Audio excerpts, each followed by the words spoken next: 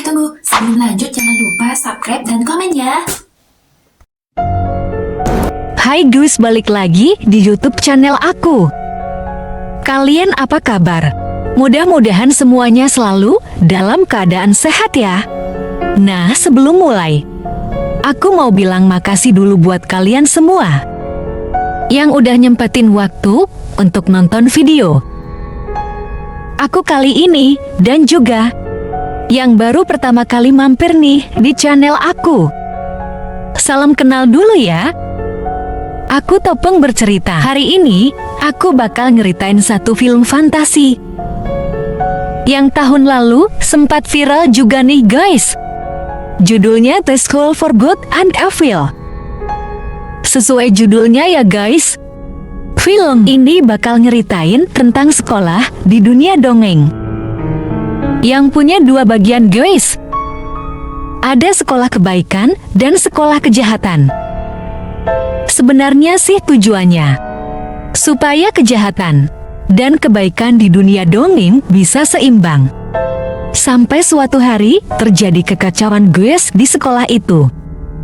Oh iya, waktu itu aku sempat upload film fantasi yang sejenis kayak gini juga. Ceritanya tentang sekolah khusus untuk para monster. Seru deh, aku bakalan taruh linknya di kolom deskripsi. Nanti habis kalian tonton yang ini, tonton yang itu juga ya. Oke deh, nggak usah lama-lama lagi. Aku bakal langsung aja nyeritain film ini ke kalian. Tapi sebelumnya, aku mau minta tolong dulu dong guys. Bentar aja buat like-nya video ini. Dan jangan lupa di subscribe.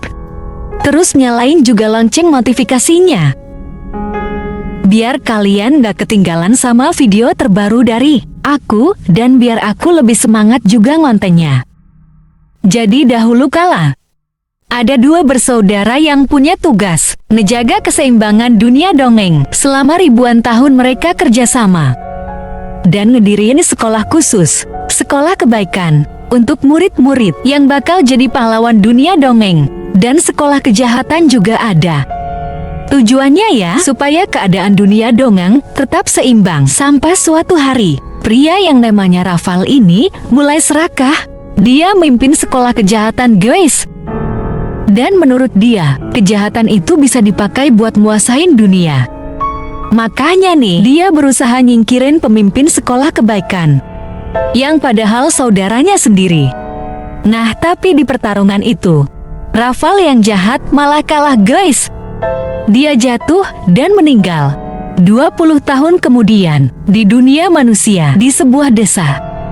Ada dua cewek yang udah sahabatan dari kecil.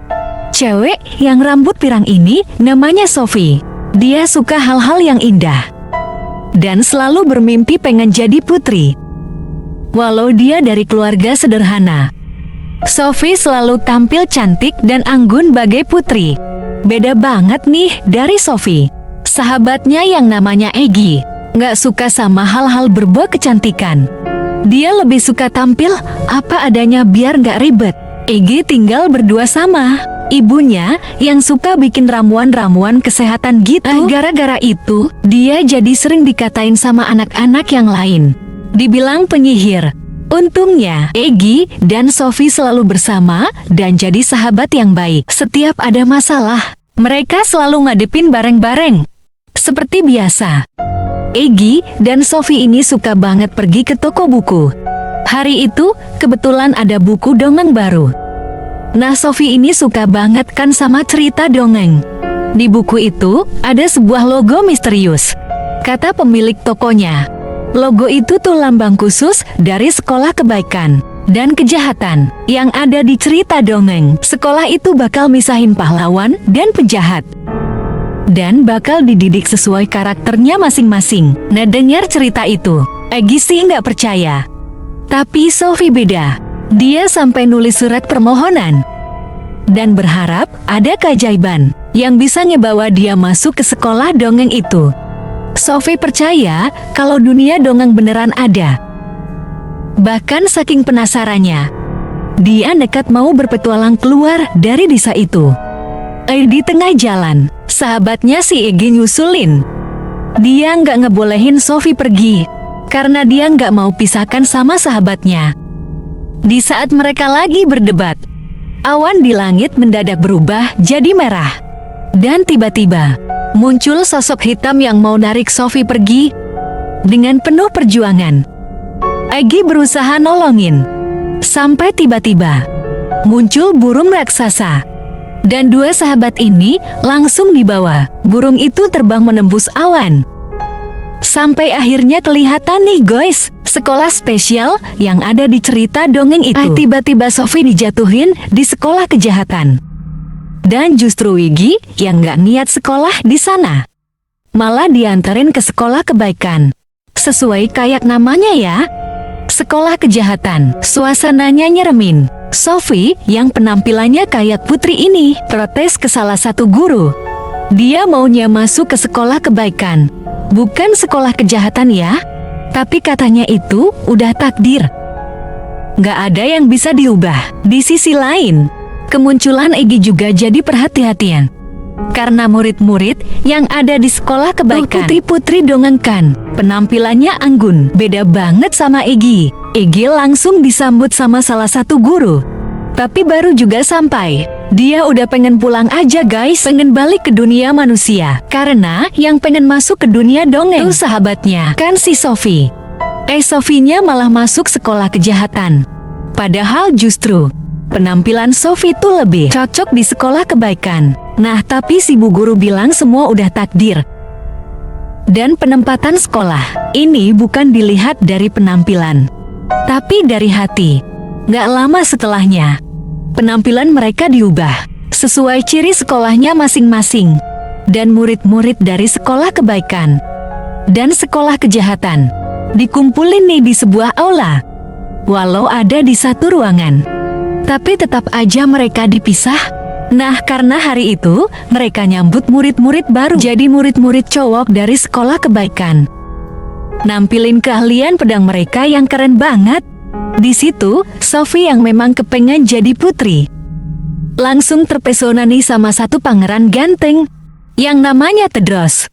Di tengah acara, salah satu murid sekolah kejahatan yang matanya satu ini ngajakin Tedros tanding.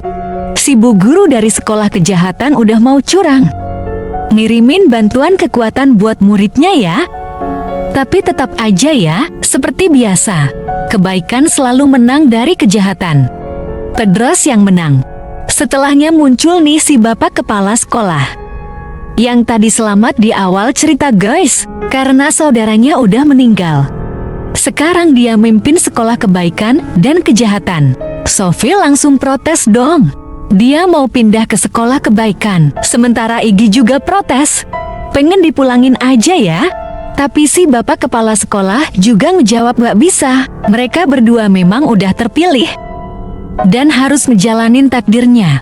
Malam harinya, Egi nekat nih guys, diam-diam melinap keluar buat ketemu sahabatnya.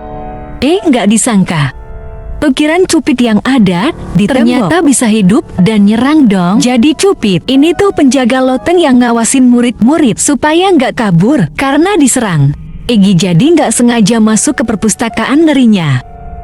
Dia malah ketemu sosok Rafael yang udah lama meninggal. Dan di situ Rafael kayak ngasih peringatan gitu. Egi disuruh menjauh dari Sophie karena khawatir bakal terjadi sesuatu sama sahabatnya. Egi langsung buru-buru nemuin Sophie dan ngajakin dia ke ruangan kepala sekolah. Pokoknya gimana pun caranya, mereka berdua harus segera pergi dari sekolah itu. Di ruangan kepala sekolah, Egi dan Sophie malah nemuin buku raksasa ajaib yang penanya bisa nulis sendiri. Gak lama si kepala sekolah muncul. Katanya buku raksasa ini tuh semacam buku takdir gitu. Kedatangan Sophie dan Egi di sekolah itu tuh udah diramalin, dan mereka berdua harus ngejalanin takdirnya. Nggak bisa pulang. Di situ, Sophie lagi-lagi protes. Dia bilang nggak butuh kok dipulangin. Yang penting dia maunya masuk sekolah kebaikan. Dia pengen jadi putri dongeng. Si bapak kepala sekolah akhirnya bilang, Ada satu cara buat ngubah takdir. Sophie harus ngedapetin ketulusan cinta sejati. Keesokan harinya, kelas pertama dimulai guys. Hari itu, Iggy harus belajar cara senyum anggun ala putri. Ya dia nggak biasa guys. Dapat nilai paling jelek. Dia gagal di kelas itu. Di sisi lain, Sophie juga nggak suka banget nih sama pelajarannya. Udah dandan cantik-cantik, dia malah dicemplungin ke kuali ramuan. Jadi diketawain sama teman-temannya yang jahat.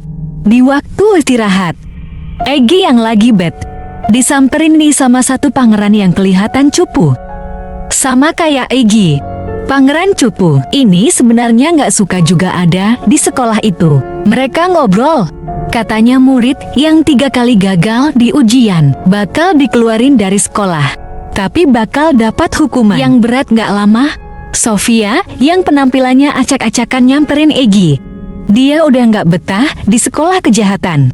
Pengen cepet-cepet pindah, makanya nih dia nitipin surat. Supaya bisa cepet akrab sama pangeran impiannya. Si Tendrus mungkin itu cinta sejatinya kan? Ya udah di pelajaran selanjutnya. Iggy langsung nyampein surat itu ke Tedros. Masalahnya, Tedros ini kan pangeran idola yang banyak fansnya. Iggy jadi dimusuhin nih sama para putri. Dianggap genit. Nah siang itu, pelajarannya tentang bertahan hidup di hutan. Gurunya ngasih tahu, ada mawar monster yang bisa ngegigit. Belum apa-apa.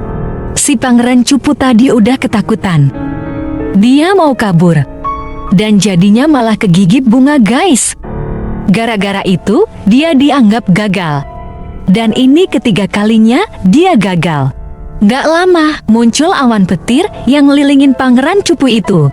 Dan dia langsung menghilang entah kemana. Iggy cuma bisa melihat itu semua. Gak bisa nolongin. Di sisi lain, murid-murid sekolah kejahatan diminta buat nunjukin kemampuannya masing-masing. Dan pas giliran Sophie, dia bingung. Gak bisa nunjukin apa-apa kan? Makanya nih si bu guru yang kesel nyuruh salah satu murid ngeluarin kekuatan buat mancing Sophie. Ngeri banget guys. Tato kelelawar di punggung cewek ini ternyata bisa hidup. Dan Sophie langsung diserang karena gak punya kekuatan apa-apa. Sophie cuma bisa menghindar dan teriak minta tolong di saat situasinya udah terpojok. Tiba-tiba aja muncul ribuan lebah yang ngebantu Sophie. Lebih kagetnya, gerombolan lebah itu nyerupain sosok Raval, si pemimpin kejahatan. Dan gak lama ngilang. Gara-gara kejadian itu, Sophie jadi ditakutin sama murid-murid lain. Bahkan gurunya juga bilang, kalau Sophie memang masuk ke sekolah yang tepat. Buktinya dia bisa munculin sosok Raval kan. Balik lagi ke Iggy. Di pelajaran kali ini, si bu guru nunjukin sebuah kolam. Di situ ada ikan harapan yang katanya bisa ngewujudin permintaan apapun. Satu persatu para murid ngucapin permohonan mereka. Pas giliran Iggy, karena keingat sama pangeran cupu yang dapat hukuman, dia jadi ngucapin permohonan supaya bisa pulang. Dan tiba-tiba aja, sosok ikan-ikan harapan ini berubah jadi seorang putri. Jadi ternyata, dulu dia 3 kali gagal ujian di sekolah itu. Dan dihukum jadi terjebak di kolam. Berkat permohonan tulus Iggy, putri itu akhirnya bisa bebas dan pergi dengan tenang. Walau padahal maksud Iggy itu, dia yang pengen pulang. Malah jadi putri itu. Gak lama setelahnya, ROH si pangeran cupu tiba-tiba datang juga. Setelah gagal, ternyata dia dihukum jadi burung raksasa guys. Murid-murid di situ nggak sadar kan mereka panik. Tedros si paling jago, miranya burung itu jahat kan, langsung dihabisi. Gara-gara kejadian itu, Iggy jadi marah banget. Dia kecewa karena orang-orang di sekolah kebaikan selalu ngerasa paling benar, padahal mereka sendiri belum tahu fakta yang sebenarnya. Di jam istirahat, Sophie dan Iggy ketemuan lagi. Sophie ngasih tahu tentang kemunculan Rafael di sekolah kejahatan. Iggy udah berusaha ngingetin kalau sekolah ini nggak aman, tapi Sophie-nya malah salah fokus. Gara-gara ada Tedros, pangeran impiannya. Belum lama ngobrol, Sophie ditarik. Dia mau dikasih hukuman. karena nggak boleh ngobrol sama murid dari sekolah kebaikan. Di situ, bu guru sekolah kejahatan ngingetin kalau Sophie udah dipilih khusus sama Rafael. Bahkan si bu guru yang udah kesel langsung motong rambut indahnya Sophie supaya dia nggak fokus sama penampilan cantik lagi dan mulai nerima takdirnya. Setelahnya Sophie benar-benar sedih sampai tiba-tiba sosok Rafael lagi-lagi muncul dan ngasih tahu kalau Sophie ini istimewa. Pujian dari Rafael itu kayak hipnotis guys, yang bikin Sophie akhirnya mulai nerima takdirnya sebagai seorang penjahat. Keesokan harinya, penampilan Sophie berubah. Dia kelihatan lebih kuat. Selama berhari-hari, Sophie selalu tebar pesona karena dia tetap mau ngeluluhin hati pangeran impiannya. Si Tedros Sophie juga sekarang akrab sama teman-temannya dari sekolah kejahatan. Dia jadi populer karena paling cantik sendiri di antara murid-murid sekolah kejahatan lainnya. Lagi ngingetin Sophie kalau kecantikan aja nggak cukup buat narik hati Tedros. Makanya nih Sophie lebih berusaha deket lagi dan nyamperin Tedros yang lagi latihan panah. Di situ diam-diam, Egy juga ngebantuin supaya Sophie kelihatan jago. Dan lama-lama Tedros luluh juga guys. Dia mulai tertarik sama Sophie. Makin hari makin mesra. Nah, terjadi keributan dong di sekolah itu. Seharusnya kebaikan dan kejahatan kan nggak bisa bersatu. Karena satu sekolah pada heboh, para guru akhirnya nantangin Sophie dan Tedros buat ngelaluin rintangan di hutan. Nantinya mereka berdua bakal masuk dari arah yang berbeda. Kalau berhasil saling ngebantu dan nantinya ketemu, hubungan mereka nggak bakal dilarang lagi. Malam harinya, tantangan itu akhirnya dilaksanain. Padahal Sophie belum pernah masuk hutan. Itu kan, dia nggak tahu kalau bunga-bunga cantik ini berbahaya. Dia jadi kena gigit. Untungnya Sophie masih bisa kabur. Sialnya Sophie malah ketemu sama orang-orangan sawah yang ternyata jadi psikopat. Di malam hari, Sophie diserang. Tapi nggak lama Egy muncul guys. Diam-diam, ternyata dia masuk hutan itu buat nolongin sahabatnya. Nggak lama kedengeran suara Tedros. Egy langsung ngompetkan biar gak kelihatan. Di situ, Tedros langsung berjuang melawan orang-orangan sawah. Itu bukannya kerjasama dan nolongin. Sophie malah sembunyi guys. Dia takut. Sampai akhirnya, situasi Tedros benar-benar terpojok. Dan karena nggak ada pilihan, akhirnya Egy yang nolongin Tedros. Orang-orangan sawahnya berhasil dikalahin. Tapi di situ Tedros jadi kecewa. Dia ngerasa mungkin Sophie memang bukan pasangannya yang tepat. Dan gara-gara itu, Sophie juga jadi malah nyalahin Egy, yang padahal cuma pengen nolongin kan. Setelahnya, lagi-lagi sosok Rafael muncul dan manas-manasin Sophie supaya semakin benci sama Egy. Rafael ngejanjiin bakal bikin Sophie jadi wanita tercantik dan terkuat di dunia karena udah terhipnotis total. Sophie akhirnya setuju sama perjanjian Rafael. Di sisi lain, Egy dimarahin karena udah ikut campur. Sampai akhirnya dia ngasih tahu juga si bu guru kalau Sophie sebenarnya lagi diincar sama Rafael. Ngedengar itu, semua guru panik karena pasti Rafael punya rencana mau ngancurin sekolah. Itu walau mereka semua heran. Karena Rafael yang udah meninggal 20 tahun lalu kok bisa muncul lagi. Para guru langsung buru-buru nyari Sophie. Tapi telat guys. Bahkan kekuatan terlarang yang dimiliki Rafael sekarang udah masuk ke tubuh Sophie. Setelahnya, Sophie yang udah berubah jadi kayak penyihir jahat ini mulai bikin kekacauan. Para guru di sekolah berhasil dia ubah jadi boneka-boneka kecil. Murid-murid kebaikan jadi emosikan. Mereka langsung nyerang sekolah kejahatan. Dan gara-gara sekolah kebaikan nyerang duluan, keadaan di situ jadi berantakan guys. Semua itu memang jebakan yang dirancang Sophie. Karena seharusnya kebaikan tuh nggak boleh nyerang duluan. Gara-gara itu, identitas kebaikan dan kejahatan di sekolah itu jadi kacau. Di saat para murid lagi bertarung, diam-diam Sophie pergi ke ruangan kepala sekolah. Awalnya dia pengen nunjukin kalau dia udah berhasil merubah takdir. Nggak disangka, malah Sophie yang dapat kejutan. Plot twist ternyata, 20 tahun lalu, Rafael yang jahat nggak meninggal guys. Yang meninggal tuh sebenarnya saudaranya yang baik. Selama ini Rafael nyamar jadi saudaranya dan pura-pura baik.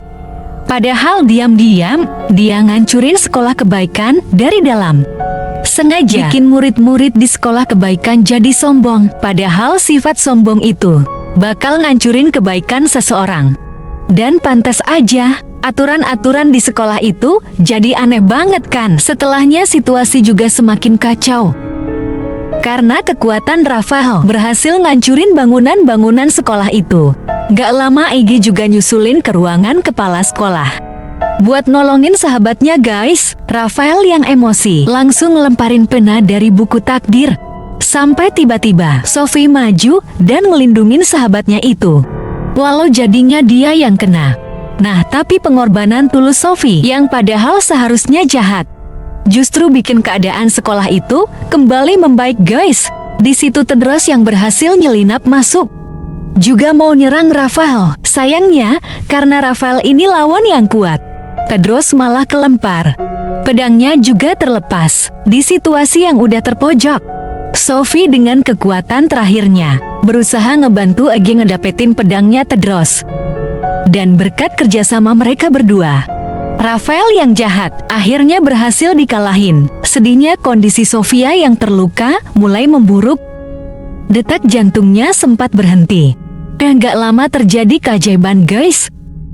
Berkat air mata ketulusan Egy, Sophie kembali hidup. Kondisi sekolah juga mulai membaik. Sekarang pahlawan dan penjahat negeri Dongen mulai akur. Karena ya nggak bisa juga ya guys misahin antara orang baik dan jahat. Bahkan gerbang dimensi menuju dunia manusia akhirnya terbuka untuk Sophie dan Egy. Mereka akhirnya mutusin buat pulang aja. Karena walaupun dunia Dongen yang indah, tapi kan ada keluarga yang nunggu mereka di rumah. Iya, walau harus balik. Jadi gadis desa yang sering digangguin. Dua sahabat ini kan udah sempat belajar sihir dari sekolah Dongen mereka. Jadi bisa ngasih balasan deh untuk para pengganggu. Yaitu tadi ceritanya. Kalian punya bestie kayak gini juga nggak guys? Sebutin dong nama bestie kalian di kolom komen. Kalau kalian terhibur nih sama videonya, bantu aku ya dengan like, subscribe, dan nyalain lonceng notifikasi untuk channel ini guys. Selalu komen juga di bawah kalau kalian punya rekomendasi judul film seru lainnya yang pengen aku bahas. Oke deh, kayaknya sih cukup segitu dulu aja ya dari aku. Jaga kesehatan kalian selalu. And see you guys on a next video. Bye bye.